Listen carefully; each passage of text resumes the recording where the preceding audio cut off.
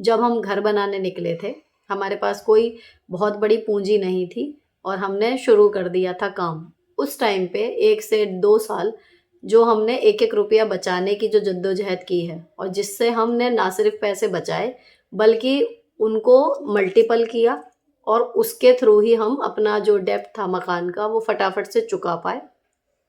तो यानी कि रियली इफ़ेक्टिव कुछ जो आपको प्रैक्टिकल में सच में आपके बजट को एक सहारा दे पाएँगे, ऐसे मनी सेविंग टिप्स मैं आपके साथ इस वीडियो में फटाफट से शेयर करने वाली हूँ।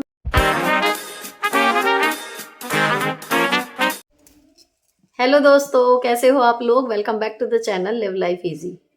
आज का वीडियो होने वाला है Sunday special and dedicated to money management and money saving tips. Money saving tips आपको वीडियो बहुत मिल जाएंगी, लेकिन वो जो घर और रसोई से जुड़े हुए छोटे छोटे कामों के जरिए आप थोड़े बहुत पैसे बचा सकते हो, वो वाले टिप्स मिलते हैं। लेकिन जो मैं आपको इस वीडियो में शेयर करने जा रही हूँ वो टिप्स हैं, वो बातें हैं, टिप्स क्या कहूँ, जो आपको प्रैक्टिकल में सच में आपके बजट को एक सहारा दे पाएंगे। ऐसे मनी सेविंग टिप्स मैं आपके साथ इस वीडियो में फटाफट से शेयर करने वाली हूँ, जो मेरी प्रैक्टिकल लाइफ में मैंने ऑलरेडी अप्लाई किए हुए हैं और अब मैं आपको बता रही हूँ। तो अगर आपको अच्छे लगे, प्रैक्टिकल लगे, तो वीडियो को पूरा देखना एंड तक, और फिर लाइक और शेयर भी कर देना अपने किसी दोस्त के साथ जो किसी भी तरीके की मनी क्राइसिस से जूझ रहा हो। तो चलो फटाफट से टिप्स शुरू करते हैं। बात करते हैं मनी सेविंग टिप्स की। इसमें हमने सबसे पहले ये कैलकुलेट करना है कि हमें सेव करना कितना है। जितनी भी हमारी अर्निंग है उसमें से हमें कितना सेव करना है, सबसे पहले वो अमाउंट निकालना है। उसके लिए क्या करेंगे, 50-30-20 वाला वो मेथड है जो मैंने अपने पिछले वीडियो में भी शेयर किया था, जो मैंने मनी मैनेजमेंट पे बनाया था।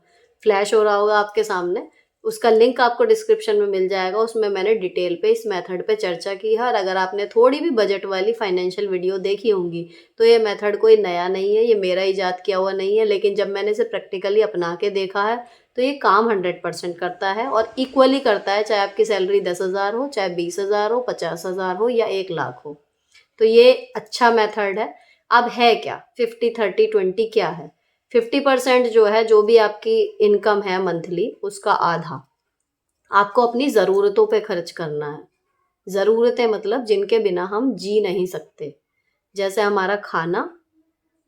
इसके अलावा जो हम मकान में जिसमें रहते हैं उसका किराया, या अपना मकान है तो बिजली का बिल, हाउस टैक्स, ये सब चीज़ें। और तीसरी ज़रूरी चीज़ इसमें आती है स्कूल की बच्चों की फ़ीस। ये भी एक इम्पॉर्टेंट है जो समय पे देना बहुत ज़रूरी होता है। चौथी चीज़ इसमें आती है फ्यूल, जो हम अपने काम पे जा रहे हैं उसके लिए हमें चाहिए, या तो हम अपनी गाड़ी से जा रहे हैं, जो भी जा रहे हैं। और इनके बाद आपको जो कपड़े हैं या और चीज़ें हैं उन्हें इसमें नहीं ऐड करना है। 50% में जो अगली एक बड़ी चीज़ आती है वो आती है EMIs। तो जब आप कैलकुलेट कर लेते हो कि आपकी तनख्वाह का आधे हिस्से में आपको ये चारों पांचों चीज़ें करनी हैं और 5वें नंबर पे आप EMI या लोन को रखते हो, तो ऑटोमेटिकली आपके सामने एक पिक्चर होती है कि आप कितने रुपए महीने की EMI अफोर्ड कर सकते हो।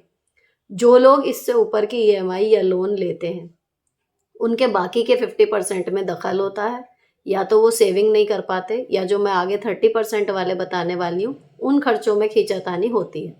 ये खींचातानी जब तक 1 या 2 महीने तक चलती है तब तक आदमी कर लेता है, लेकिन जब ये चीज़ साल, 2 साल, लंबा टाइम तक चलती है ना, और कई बार तो 10-10 साल की EMI होती हैं मकान की, लोन वगैरह, तो ये फ्रस्ट्रेटिंग हो जाता है। और दूसरी तरफ आपके जो बाकी के खर्चे हैं आप उनको कुछ टाइम के लिए टाल सकते हो, 2-4 महीनों के लिए होल्ड कर सकते हो। लेकिन ऐसा नहीं है कि आदमी साल भर कपड़े नहीं बनाएगा, साल भर कहीं जाएगा नहीं, साल भर कहीं रिश्तेदारी में लेना देना नहीं होगा, ऐसा नहीं होता। तो आप अपनी सारी तनख्वाह EMI में नहीं दे सकते। ये कैलकुलेट करके अपनी तनख्वाह का आधा, उसमें खाना, ईंधन, बच्चों का स्कूल और बिल्स, ज़रूरी बिल्स जो आपने कहीं से कर्जा नहीं लिया हुआ तब भी होते हैं, जैसे मोबाइल फ़ोन के, बिजली के, पानी के, ये सारे करने के बाद जो आपका पैसा बचता है उसके अकॉर्डिंग ही EMI या लोन किसी भी चीज़ पे लीजिए। ये बात हुई 50% की। अब बात करते हैं आगे के 30% की। इसमें आपको क्या करना है, अगर आपके रिलेशंस हैं उसमें आपका कहीं देना लेना आ गया, वो चीज़ है।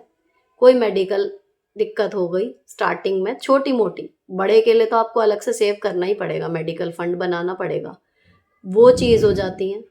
कपड़े लेने हैं वो हो जाते हैं, बच्चों की यूनिफ़ॉर्म छोटी हो जाती है, नहीं भी आप लग्ज़ूरियस कपड़े ले रहे तब भी मौसम के अनुसार कपड़े लिए ही जाते हैं। और अगर आपके घर में बढ़ते बच्चे हैं तो हर सीज़न में उनके कपड़े छोटे होंगे और आपको लेने होंगे, तो ये भी एक खर्चा होता है। और इसके अलावा अगर ये सब करने के बाद एक अमाउंट आपके पास बच जाता है, तो आप ट्रिप प्लान करते हो या कुछ भी है वो इसी 30% में होता है। अगर आपकी सैलरी इतनी है कि ये सब करने के बाद आप ट्रिप प्लान नहीं कर सकते, तो तरीका यही होता है कि इसी 30% में से आप जितने पैसे आपके बचे उनको आप कुछ महीने तक जोड़िए। उससे आप कोई ट्रिप प्लान करना चाह रहे हैं वो करिए, कोई महंगी चीज़ आपको लेनी है वो लीजिए, 1 महीने की सेविंग में मत लीजिए। लेकिन वो सब इसी 30% में आपको सँभालना होता है। अब बात करते हैं बचे हुए 20% का करना क्या है। बचे हुए 20% का कुछ नहीं करना, वो हमें सेव करना है हर हालत में।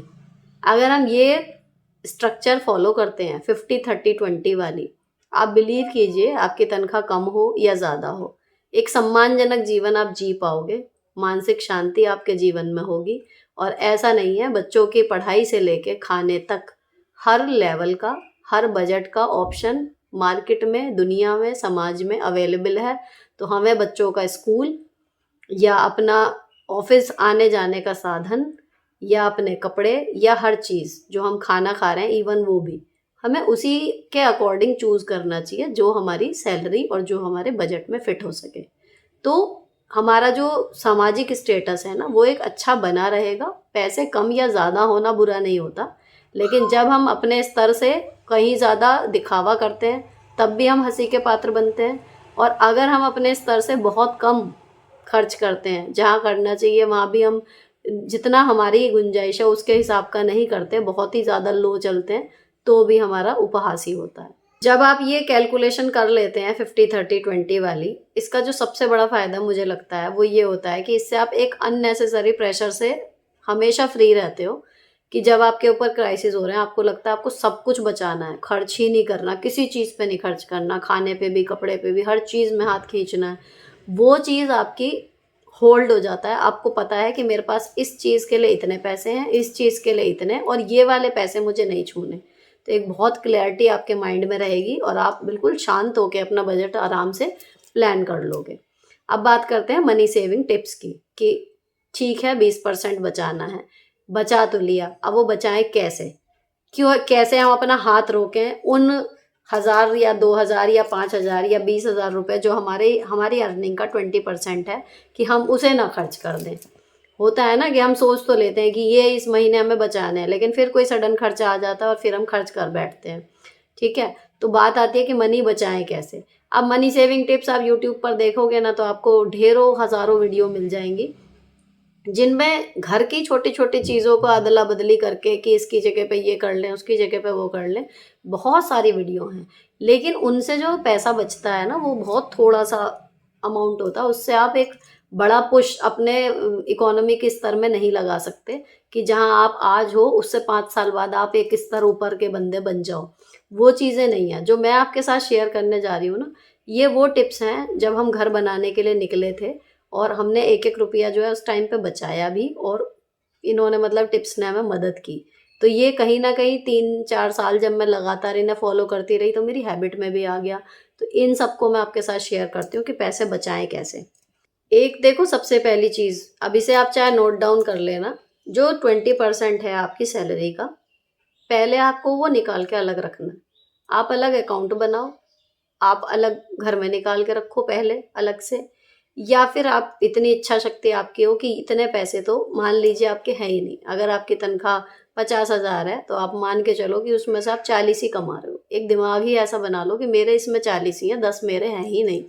सबसे पहले बचत करो, उसके बाद खर्चे करो। ये उल्टा हम लोग करते हैं कि पहले खर्च करते हैं, महीने के एंड में देखते हैं कितने बचे हैं। नहीं, महीने की पहली तारीख में पहले हमें अपनी सेविंग अलग करनी है, उसके बाद जो पैसा बच रहा है उसमें अपना पूरा महीना चलाना है। पहली चीज़ तो ये है। अब दूसरी चीज़ क्या आती है कि हमने पैसे बचा लिए। अगर आपको अपना आर्थिक स्तर थोड़ा बढ़ाना है ना, तो केवल बचाना काफ़ी नहीं होता, उसको आपको इन्वेस्ट करना होता है।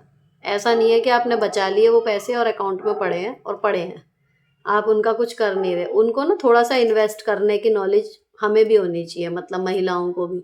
हम ये सोचते हैं ये सारा काम आदमियों का ही है, थोड़ी सी नॉलेज अपनी भी होनी चाहिए कि हम जो पैसा हमने बचाया है इतनी मुश्किल से अपने आप को कितना कंट्रोल करके, उसको हमें ऐसी जगह इन्वेस्ट करना चाहिए ताकि आने वाले सालों में वो पैसा बढ़े।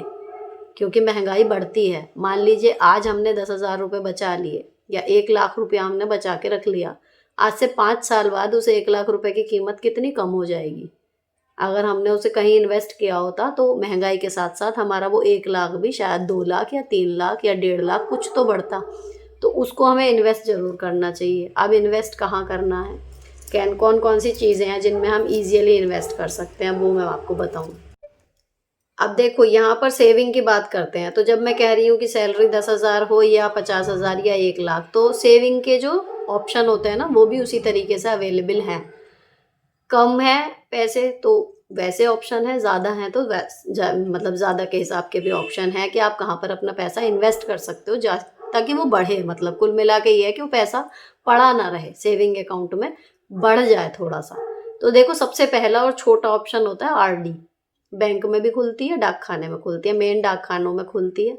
महीने के आपको इसमें थोड़े से पैसे डालने होते हैं, छोटे अमाउंट से भी खुल जाती है, 100 200 500 से भी। समझ रहे हो, इतनी भी महीने की बचत अगर आप करना चाहो, उस पे ब्याज मिलता है और टैक्स में रिबेट मिलती है, वो चलता है। अपना डाक खाने में आप जमा कर सकते हो। दूसरी चीज़ होती है एसआईपी, जो म्यूचुअल फंड आपने देखा होगा टीवी में। एसआईपी में भी यही है। अब कई ऐप्स हैं जिनमें आप अपने थ्रू भी कर सकते हो, अदरवाइज अगर आप खुद नहीं करना चाह रहे इन्वेस्ट तो आप बैंक के थ्रू भी करा सकते हो एसआईपी। मैंने भी कराई हुई है। अच्छा, ये सारी चीज़ें ऐसी हैं जो मैं खुद इन्वेस्ट करती हूँ इनमें, जितना मेरे गुंजाइश होती है उस तरीके से, कि ताकि थोड़ा थोड़ा थोड़ा थोड़ा पैसा अलग अलग जगह लगा रहे। ऐसा ना हो कि एक ही जगह सब कुछ लगा दिया और अगर वो डाउन हुआ तो सब गया।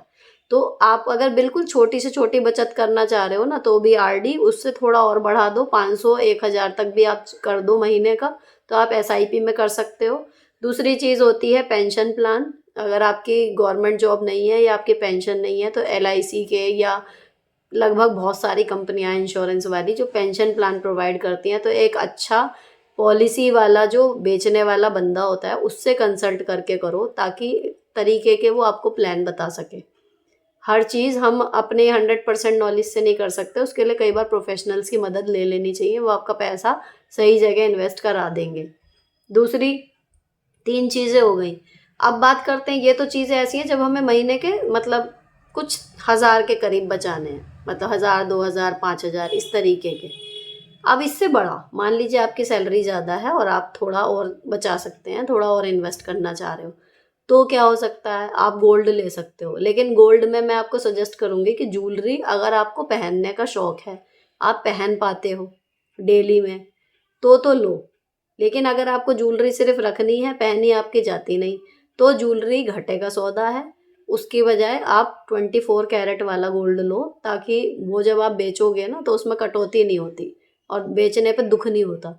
ज्वेलरी में कहीं ना कहीं एक अटैचमेंट सा हो जाता है और फिर दुख होता है। और दूसरी एक पता नहीं क्या, मतलब मुझे घर बनाते टाइम लगा ना कि एक टाइम ऐसा आया कि मुझे अपनी ज्वेलरी बेचनी पड़ेगी, तो बड़ा जोर सा पड़ रहा था कि यार ज्वेलरी बेचने की नौबत आ गई। अगर उसी जगह अगर मेरे पास कहना चाहिए 24 कैरेट का कोई सोने का टुकड़ा होता, मैं उसको बिना किसी इमोशंस के बेच देती।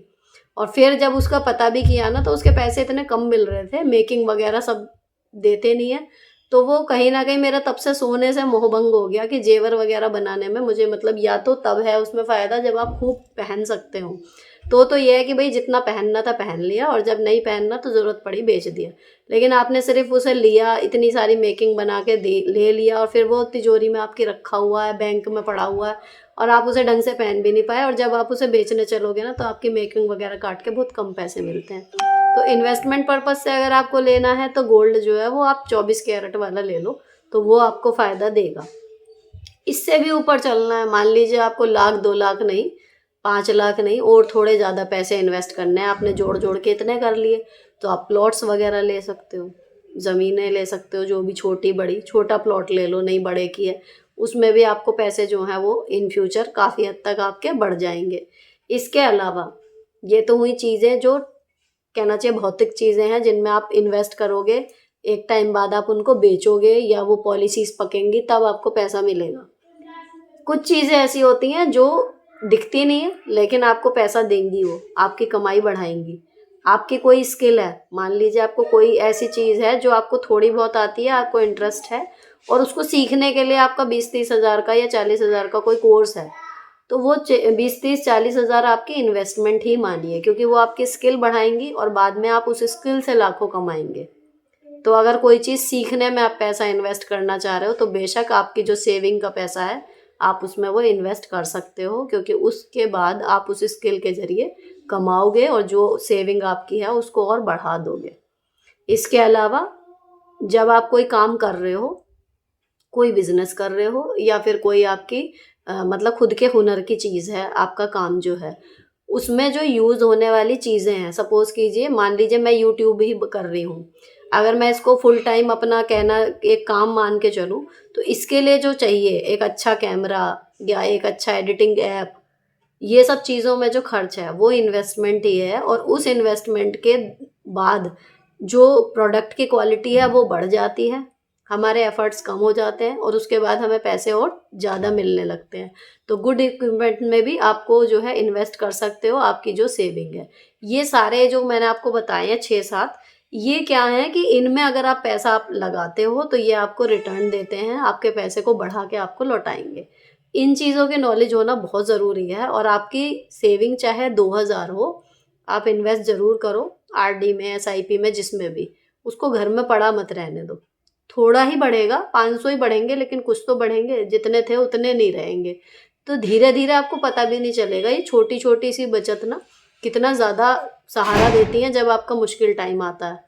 तो ये हुई जी सेविंग की बात, इन्वेस्टमेंट की बात। अब बात करते हैं कि उस पैसे को हम इन्वेस्ट तो कर दें, बचाएँ कैसे? सोचने में बहुत आसान लगता है लेकिन बचाएँ कैसे? बात यही आती है। अब उसके सुनो कुछ प्रैक्टिकल टिप्स।